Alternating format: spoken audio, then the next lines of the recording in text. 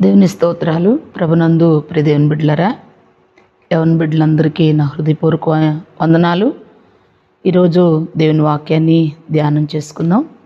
దేవుని వాక్యం చెప్తుంది, మీ బాల్య దినములు యందే మీ సృష్టికర్తను స్మరణకు తెచ్చుకోండి. పరిశుద్ధ గ్రంథంలో బాలులుగా ఉండి యవనస్తులుగా దేవుని చేతిలో ఎంతో బలంగా వాడబడ్డారు. ఫర్ ఎగ్జాంపుల్ మనం చూస్తే 5 రొట్టెలు 2 చిన్న చేపలు ఓ బాలుడి దగ్గర ఆ దినాల్లో ఉన్నప్పుడు అవి ప్రభు చేతిలోకి వెళ్ళినప్పుడు విరిచి అనేకులకు ఆహారముగా వడ్డించడానికి ఆ బాలుడు కారకుడయ్యాడు. అనేకుల ఆకలి తీర్చడానికి ఆ బాలుడు ఆ ప్రభు చెప్పే మాటలు వినటానికి వెళ్ళి ఆ కూడికలో పాల్గొనటం వలన అనేకులకు ఉపయోగపడ్డారు. అలాగే దినాల్లో దేవుని పిల్లలు యవ్వనులు దేవునికి ఎంతో అవసరం. దేవునికి ఉపయోగపడే పాత్రలుగా దేవునికి ఎంతో అవసరం కనుక మనం దేవుని సన్నిధిలో మన పిల్లల్ని దైవ వైరాగ్యంతో దేవునిలోకి నడిపించటం చాలా ప్రాముఖ్యం. దేవుని సన్నిధిలో నేను ఒక చిన్న బిడ్డ గురించి నేను ధ్యానం చేశాను. ఆ బిడ్డ పేరు మేరీ జోన్స్. ఈ మేరీ జోన్స్ 1700 శతాబ్దంలో 84 ఆ టైంలో పుట్టిన బిడ్డ. ఆమె వెల్స్ ప్రాంతంలో ఒక కుటుంబంలో, పేదరికమైన కుటుంబంలో జన్మించింది. వాళ్ళ తల్లిదండ్రులు చేనేత కార్మికులు.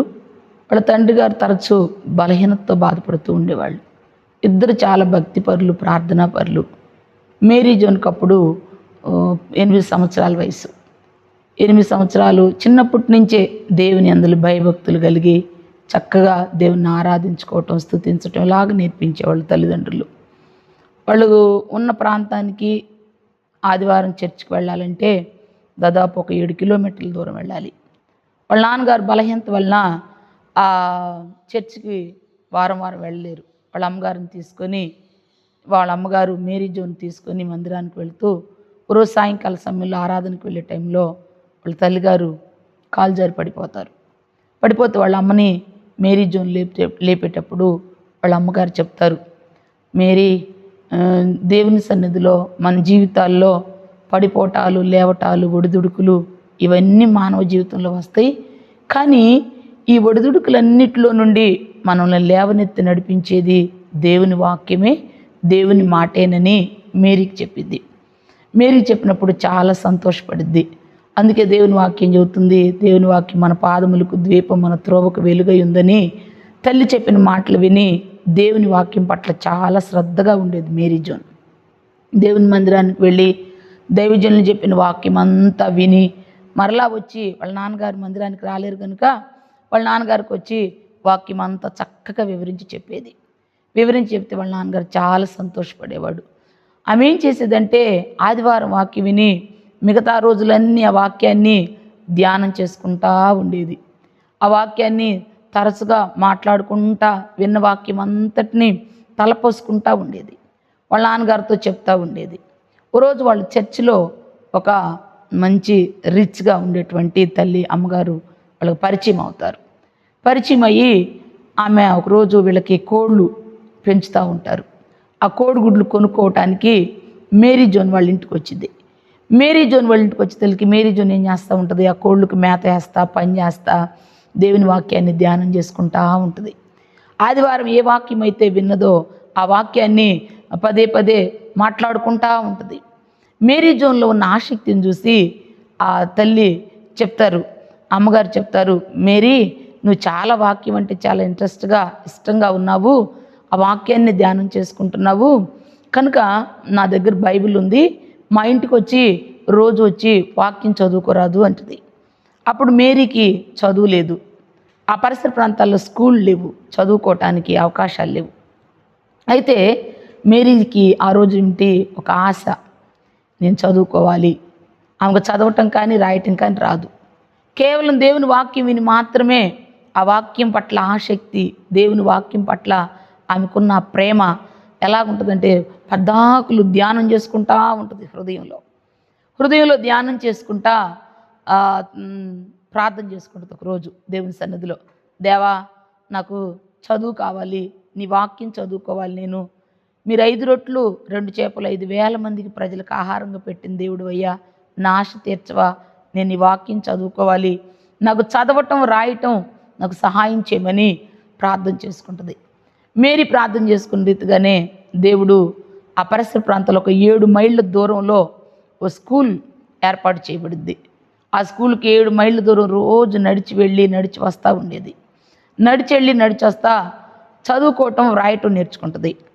చదవటం రాయటం 6 సంవత్సరాల వయసులో మేరీ జోన్ వాక్యం ధ్యానం చేస్తా ఏ వాక్యం అయితే చర్చిలో విందో అదే వాక్యం తన తండ్రితో చెప్తూ తలపోసుకుంటూ ఉండేది.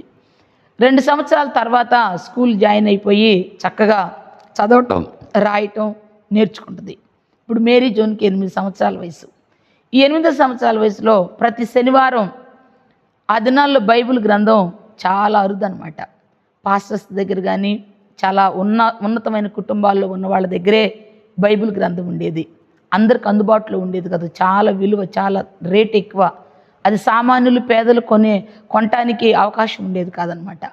అలాంటి సమయంలో మేరీ జోన్ ఆ అమ్మగారి ఇంటికి వెళ్ళి రోజు కాదు 8వ శనివారం సాయంకాలం వెళ్ళి వాక్యం చదువుకునేది. పగలంతా పనిచేసేది కష్టపడి, సాయంకాలం వెళ్ళి వాక్యం చదువుకుని వాక్యం అలాగా దేవుని వాక్యం చాలా ఇష్టంగా ఆ ఇల్లు చాలా దూరం, కొన్ని కిలోమీటర్ల దూరం అక్కడ నడిచి వెళ్ళి ఆ వాక్యం చదువుకొని వచ్చేది. వాక్యం చదివి ఏ వాక్యం అయితే చదువుకుందో మరి అదే వాక్యం ధ్యానం చేసుకుంటా వచ్చి వాళ్ళ నాన్నగారికి ఆ వాక్యం గురించి చెప్పేది. ఇలాగ చెబుతా నాకు కూడా ఒక బైబిల్ ఉంటే బాగుండు, నాకు కూడా దేవుని వాక్యం చదువుకోవటానికి దేవుని వాక్యం బైబిల్ ఉంటే బాగుండు అని రోజు అనుకుంటూ ఉండేది. ఓ రోజు శనివారం బైబిల్ చదువుకుంటా ఆలస్యమైంది ఇంటికి వచ్చే తల్లిదండ్రులు అడుగుతారు, మేరీ జోన్ ఈ టైం దాకా పట్టింది ఏందమ్మా, ఎంతసేపు ఉన్నావని అడుగుతారు. అడిగితే మేరీ జోన్ అంటది, అమ్మా నాన్న నేను ఈరోజు మత్తయి సువార్త 7వ అధ్యాయం చదువుకుంటా ఉన్నాను, 7వ అధ్యాయం అంతా ధ్యానం చేసుకున్నాను, నీకు చెప్పనా అంటది. చెప్పనుగానే మత్తయి సువార్త 7వ అధ్యాయం అంతా ధ్యానం చేసుకుంటూ 7-8 వచనాలు ధ్యానం చేసుకునేటప్పుడు ఆమె ముఖంలో ఒక దైవ ప్రకాశమానమైన వెలుగు కనపడుతుంది. ఆ 7-8 వచనాలు ఏముందంటే, అడుగుడి మీకు ఇవ్వబడును, వెదకుడి మీకు దొరుకుదును, తటుడి పరలోక ద్వారాలు తెరవబడుననే ఆ వాక్యం చదివేటప్పుడు చాలా ఆశతో, విశ్వాసంతో, ఇష్టంతో చదివింది. తనలో దేవుని వాక్యం పట్ల ఎంతో ఆశ. ఆ ఆశను బట్టి మేరీ జోన్ ఒకరోజు అడిగిద్ది వాళ్ళ తల్లిదండ్రుల్ని, నాకు కూడా ఒక బైబిల్ కావాలని. బైబిల్ కావాలని అడిగితే వాళ్ళు అంటారు, అమ్మ బైబిల్ సామాన్యులమైన మనకు దొరకదు, అది చాలా ధనవంతుల ఇళ్ళల్లో ఉంటుంది, లేకపోతే దైవజనులు పాస్టర్స్ ఇళ్ళల్లో ఉంటుంది తప్ప మనం కొనుక్కోవటానికి మనకు స్తోమత లేదు, మనం కొనలేము, మనకు దొరకదు అంటారు. అప్పుడు మేరీ జోన్ అంటది, 10 సంవత్సరాల టైం పట్టినా సరే కష్టపడి నేను బైబిల్ కొనుక్కుంటాను, కష్టపడి బైబిల్ కొనుక్కుంటాను అంటది. చిన్నపిల్ల, తన వయసు 8 సంవత్సరాలు, 10 సంవత్సరాలు అప్పటికి మేరీ జోన్కి 10వ సంవత్సరం వచ్చింది. అంటది, ఇంకా 10 సంవత్సరాలు పట్టినా సరే నేను కష్టపడి పనిచేసి బైబిల్ కొనుక్కుంటానంటది. బైబిల్ కొనుక్కుంటానంటే వాళ్ళ తల్లిదండ్రులు తన ఆసక్తిని చూసి అలాగే కొనుక్కుందు, నువ్వు కష్టపడి ప్రతి డబ్బు దాచుకోమని చెప్తారు. ఆమె చిన్న వయసులోనే చాలా కష్టపడి పనిచేసింది, తన తల్లికి సహాయపడిద్ది. తండ్రి చూడపోతే బలహీనుడు, నేత నేసే కుటుంబం వాళ్ళది. వాళ్ళ అమ్మగారు చేసే పనులు సహకరిస్తూ ఉంటుంది. కోళ్ళు పెంచటం, కోడిగుడ్లు అమ్మటం, అలాగే అడవికి వెళ్ళి కట్టెలు నరకటం, ఆ కట్టెలన్నిటినీ అమ్మటం, ఆ వచ్చిన డబ్బులన్నిటినీ ఒక పెట్టెను తయారు చేసి దానిలో దాచుకుంటూ ఉంటుంది. అలా దాచుకుంటా ఇళ్లల్లో పనిచేస్తూ ఉంటుంది. ఇళ్లల్లో పనిచేసి అలాగే చిన్నపిల్లలు ఉన్న ఇళ్లలోకి వెళ్ళి ఆ పిల్లల్ని సముదాయిస్తే వారు కొంత డబ్బు ఇస్తారు. ఆ డబ్బుని దాచి అలాగ 6 సంవత్సరాలు కష్టపడిద్ది, చాలా కష్టపడిద్ది, ఎంతో కష్టపడిద్ది. ఏంటి ఆమె కష్టం? దేనికోసం? దేవుని వాక్యం కోసం. దేవుని వాక్యం చదవాలి, బైబిల్ గ్రంథం కొనుక్కోవాలి, బైబిల్ గ్రంథం సంపాదించుకోవాలని ఎంతో కష్టపడిద్ది. తన వయసు ఎంత? 10 సంవత్సరాల వయసు. 10 సంవత్సరాల నుండి 6 సంవత్సరాల దాకా, 16 సంవత్సరాలు వయసు వచ్చేదాకా 6 సంవత్సరాలు చాలా కష్టపడిద్ది. తన ధ్యాస, తన ఆశ అంతా దేవుని వాక్యం, బైబిల్ గ్రంథం కొనుక్కోవాలని. బైబిల్ గ్రంథం కొనుక్కొని ఒకరోజు ఆ పెట్టెది చూస్తే బైబిల్ కొనుక్కోవటానికి సరిపోయినంత ధనం సమకూర్చబడిద్ది. వాళ్ళ నాన్నగారితో అడిగిద్ది, నాన్న నేను ఓ బైబిల్ కొనుక్కోవటానికి నాకు డబ్బులు సిద్ధమైనవి, నేను బైబిల్ కొనుక్కోవాలని అడిగిద్ది. అమ్మ బైబిల్ మనకి తెలియదు, అది అందరికీ అందుబాటులో ఉండదు, పాస్టర్ గారిని అడిగితే చెప్తారంటే దైవజనుడి దగ్గరికి వెళ్ళిద్ది. దైవజనుడి దగ్గరికి వెళ్ళి దైవ సేవకుని అడిగిద్ది, పాస్టర్ గారండి నాకు బైబిల్ కావాలి, అందుకు ధనాన్ని నేను సమకూర్చుకున్నాను, నాకు ఒక బైబిల్ కొనిపెట్టమని అడిగితే అప్పుడు పాస్టర్ గారు చెప్తాడు, అమ్మా బైబిల్ ఎక్కడ లేదు, బైబిలు మనం ఉన్న ప్రాంతానికి 45 కిలోమీటర్ల దూరంలో బాలా అనే ఊరుంది. ఆ ఊర్లో ఒక దైవజనుడు ఉన్నాడు, ఎడ్వర్డ్ గారనే దైవజనుడు ఉన్నాడు, ఆయన కలిస్తే ఆయన చార్లెస్ గారనే దైవజనుడు బైబిల్ అమ్ముతారు, అక్కడికి నేను తీసుకెళ్తానని అడ్రస్ చెప్తాడు. కానీ మేరీ జోన్ అప్పుడు 16 సంవత్సరాల వయసు. ఆలోచించుకుంటూ ఇంటికి వచ్చింది. వాళ్ళ తల్లిదండ్రులు ఇద్దరు వాళ్ళని తీసుకుని వెళ్ళటానికి, తండ్రి అనారోగ్యంగా ఉంటాడు, తల్లి బలహీనరాలు, వాళ్ళని తీసుకెళ్ళటం సాధ్యం కాదు. ఏం చేయాలి ఆలోచించుకుంటా మరలా ఇంటికి వచ్చి తల్లిదండ్రులతో మాట్లాడిద్ది. తల్లిదండ్రులతో మాట్లాడి, నాన్న 45 కిలోమీటర్ల దూరంలో బాలా అనే ఒక ఊరుంది, ఆ ఊర్లో ఓ దైవజనుడి దగ్గర బైబిల్ ఉంటుందంట, అక్కడికి వెళితే దొరికిద్దని చెప్పారు అని విషయం అంతా చెప్పినప్పుడు వాళ్ళ తల్లిదండ్రులు అంటారు, మేరీ జోన్ ఇది అసాధ్యం, నువ్వు వెళ్ళలేవు, మేము రాలేము, నువ్వు ఒక్కదానివి చిన్నపిల్లవి, అంత దూరం నడిచి ప్రయాణం చేయటం చాలా కష్టతరం, అడవి ప్రాంతం, కొండలు లోయలు కలిగిన ప్రదేశం, ఆ మార్గంలో కూడా నడిచి వెళ్ళాలి, నడిచి వెళ్ళేటప్పుడు క్రూర మృగాలే ఉండొచ్చు, దొంగలే ఉండొచ్చు, చాలా అపాయకరమైన మా ప్రయాణం, నువ్వు ఒక్కదాన్ని వెళ్ళలేవమ్మంటే అప్పుడు మేరీ జోన్ అంటది, నా దేవుడు నాకు తోడై ఉన్నాడు, నేను వెళ్తానంటది. వెంటనే వాళ్ళ అమ్మగారు, నీ ఆశను దేవుడు తప్పకుండా తీరుస్తాడు, నువ్వు రేపే ప్రయాణం అవుదు అని చెప్పిద్ది. చాలా సంతోషపడిద్ది. ఆ రాత్రి నిద్రపోయి ఉదయాన్నే లేచి తను సిద్ధపడి వాళ్ళమ్మ టిఫిన్ సిద్ధం చేస్తే వాళ్ళు సిద్ధపరిచినటువంటి భోజనం తీసుకొని ప్రయాణం కొనసాగిద్ది. ప్రయాణించేటప్పుడు దేవుని వాక్యం 121వ అధ్యాయంలో ఉన్నటువంటి యెహోవా నాకు తోడై ఉన్నాడు, ఆయన పగలు ఎండదెబ్బ తగలకుండా రాత్రి ఎండల దెబ్బ నన్ను కాపాడతాడనే వాక్యాన్ని ధ్యానం చేసుకుంటా తన ప్రయాణాన్ని కొనసాగించింది. 45 కిలోమీటర్ల దూరం కాళ్ళకు చెప్పులు ఉండవు, కొండలు అడవి ప్రాంతం, చెట్లు రాళ్ళు పొట్లు గుట్లు ముళ్ళు. బైబిల్ కొనాలనే ఆశతో ఆ కష్టాన్ని కూడా మర్చిపోయి 45 కిలోమీటర్ల దూరం నడవదు, పరిగెత్తుకుంటా వెళ్ళిద్ది. ఎట్టకేళ్ళకి చీకటి పడిపోయిద్ది. ఎడ్వర్డ్ గారి దగ్గరికి వెళ్ళే తలకి బాలాపట్నానికి వెళ్ళిద్ది, ఆ ప్రాంతానికి వెళ్ళిద్ది. ఆ దైవజనుడు చీకట్లో తలుపు కొట్టగానే చూసి మేరీ జోన్ చూస్తాడు. అక్కడికి తలుపుకు తీయగానే అంటది, బైబిల్ కొనటానికి చార్లెస్ గారి దగ్గరికి వెళ్దాం రమ్మంటది. అప్పటికే కాళ్ళన్నీ రాళ్ళు ముళ్ళు గుచ్చుకొని రక్తాలు గారిపోతూ ఉంటాయి. ఆ వెండ వేడిమికి ఆ పసి కాళ్ళన్నీ పగిలిపోతాయి, రక్తం కారి కాళ్ళన్నీ నొప్పులు, ఆ వెండ వేడిమికి పరిగెత్తి తలనొప్పి దేహమంతా బడలిక బలహీనమైపోయింది. బలహీనమైపోయినా కానీ ఎడ్వర్డ్ గారితో అంటది, చార్లెస్ గారి దగ్గరికి వెళ్ళి బైబిల్ కొనుక్కుందాం, నన్ను అక్కడ తీసుకెళ్ళరా అంటది. అప్పుడు ఎడ్వర్డ్ గారు అంటారు, అమ్మా చాలా చీకటి పడిపోయింది, రేపు ఉదయాన్నే వెళదాం, నువ్వు చాలా దూరం నుంచి వచ్చావు, కొంచెం సేద తీర్చి రాత్రి ప్రశాంతంగా పడుకో, ఉదయాన్నే లేచి చార్లెస్ గారి దగ్గరికి వెళదామని చెప్తారు. చెప్పినప్పుడు మేరీ జోన్ ఆ రాత్రి అలసిపోయి నిద్రపోయిద్ది. ఉదయాన్నే వాస్తవానికి చిన్నపిల్లకి ఆకలిద్ది, నాకు ఏదైనా ఆహారం పెట్టమని అడిగిద్ది. అలా ఆడకుండా అంటది, చార్లెస్ గారి దగ్గరికి వెళ్దాం, బైబిల్ తెచ్చుకుందామని చెప్పిద్ది. బైబిల్ కొందామని చెప్పగానే అక్కడికి చార్లెస్ గారి దగ్గరికి ఎడ్వర్డ్ గారు మేరీని తీసుకుని వెళ్తారు. మేరీని తీసుకొని వెళ్ళగానే అప్పుడు చార్లెస్ గారిని పిలిస్తే చార్లెస్ గారు అంటాడు, మేరీ చెప్పిద్ది, నేను 45 కిలోమీటర్ల దూరం నుంచి వచ్చాను, 6 సంవత్సరాలు కష్టపడి అనేకమైన పనులు చేసి బైబిల్ కొనుక్కోవటానికి ధనాన్ని దాచిపెట్టుకొని నేను బైబిల్ కొనుక్కోవటానికి స్థలానికి వచ్చాను, సార్ నాకు ఒక బైబిల్ ఇవ్వండి అని అడిగింది. ఆ దినాల్లో అప్పటి రోజుల్లో 7,000 భాషలుంటే 700 భాషలుంటే ఆ 65 భాషల్లోనే తర్జుమా చేయబడింది బైబిల్. అయితే ఇప్పుడు మేరీ జోన్ వాళ్ళ భాషలో 3 బైబిల్ మాత్రమే తర్జుమా చేయబడి ఉంటే ఆల్రెడీ అమ్మేస్తారు.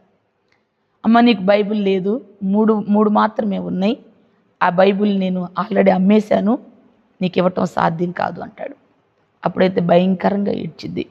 ఎంత ఏడ్చిద్దంటే, నాకు బైబిల్ కావాలి, నేను ఎంతో కష్టపడి నేను 6 సంవత్సరాలు కష్టపడ్డాను సార్, 6 సంవత్సరాలు కష్టపడి 45 కిలోమీటర్లు దూరంతో నడిచి వచ్చాను.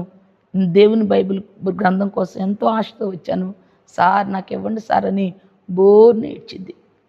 ఎంత ఏడ్చిద్దంటే చార్లెస్ గారి హృదయం కరిగిపోయింది.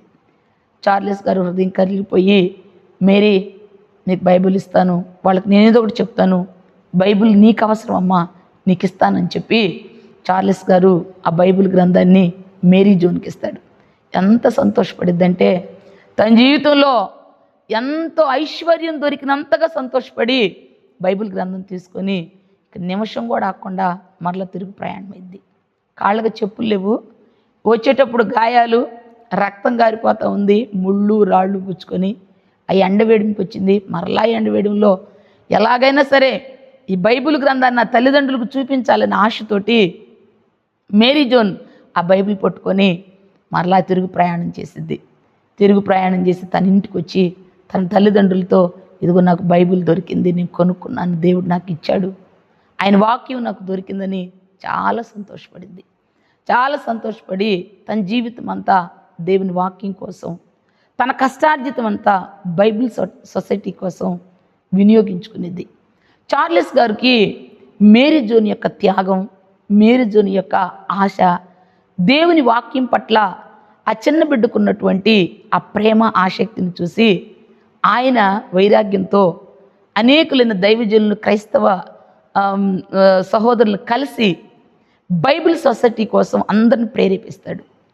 మేరీ జోన్ లాగా ఎందరు దేవుని వాక్యం కోసం ఆకలిగా ఉన్నారో వాళ్ళందరికీ బైబిల్ అందించాలని చెప్పి కొందరితో మాట్లాడినప్పుడు వాళ్ళందరూ సహకరించి కొంత ధనాన్ని సేకరించి బైబిల్ యొక్క సొసైటీని ఏర్పాటు చేస్తారు.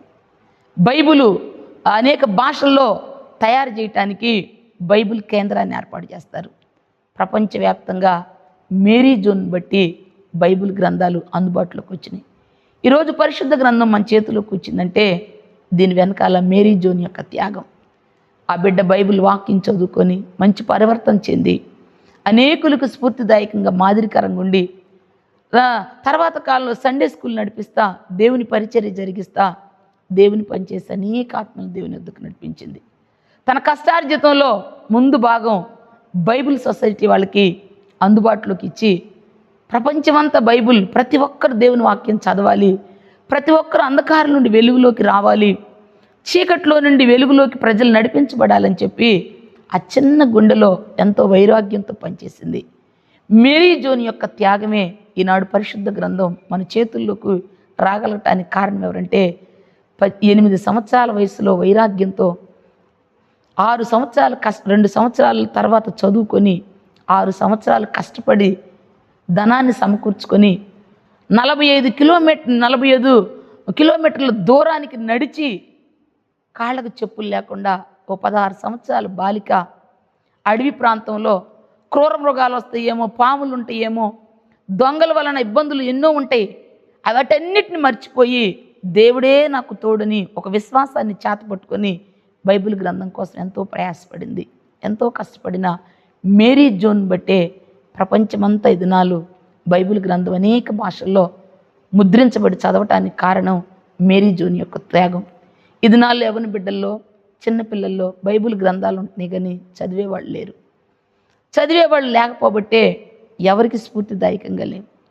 మేరీ జోన్ కాలంలో వచ్చిన ఉజ్జీవం, పరిశుద్ధ గ్రంథాన్ని బట్టి ప్రజల్లోకి తీసుకెళ్లాలని ఆ పరితాపం ఈరోజు మన హృదయాల్లో దేవుడు కలగజేయాలని నేను ఎంతో ఆశతో ప్రార్థన చేస్తున్నాను. యవ్వన బిడ్డలు తమ సమయాలు వ్యర్థపరుచుకుంటున్నారు, చిన్న బిడ్డలు తన సమయాలు వ్యర్థపరుచుకుంటున్నారు. ఎంతో చక్కని అవకాశమైనటువంటి, చక్కగా నేర్చుకోవటానికి అనుకూలమైనటువంటి సమయాల్లో ఉన్నా కానీ నేర్చుకోవటానికి ఇష్టం లేనటువంటి స్వభావాలు.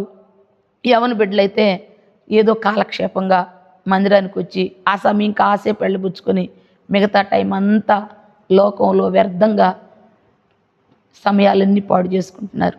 దేవుని వాక్యం చెబుతుంది, యవనుడా యవన కాలం మందే దేవుని కాడి మొయ్యము. పిల్లలతో బాలుడు నడవలసిన త్రోవలు వాళ్ళకి నేర్పండి, పెద్దవాడైనప్పుడు వాడు దాని నుండి తొలగిపోడు. నీ బాల్య దినములు ఎందే నీ సృష్టికర్తను స్మరణకు తెచ్చుకో. కీడు కాలాలు, భయంకరమైన దినాలు రాబోతున్నాయి. ఈ భయంకరమైన దినాల్లో మేరీ జోన్స్ లాగా ఓ బాలుర జీవితం, యవనుల జీవితం అనేకులకు స్ఫూర్తిదాయకంగా ఉండాలి. బైబిల్ గ్రంథం చేతిలో ఉంది కానీ బైబిల్ హృదయంలో లేదు. బైబిల్ కనుక మనం చదవగలిగి ధ్యానించి వాక్యానుసారంగా నడిస్తే అనేకులకు మనం కూడా మేరీ జోన్ ఎలాగ ఒక వెలుగులాగా పనిచేసిందో అలాగ తన పిల్లల్ని వాడుకోవటానికి దేవుడు సిద్ధంగా ఉన్నాడు. మేరీ జోన్ లాంటి వైరాగ్యం, ఆ భారం, ఆ ప్రార్థన ఆత్మ, దేవుని వాక్యం కొరకైన ఆ హృదయ పరితాపం ఈనాటి బిడ్డలందరికీ దేవుడు దయచేయునుగాక. ఆమేన్.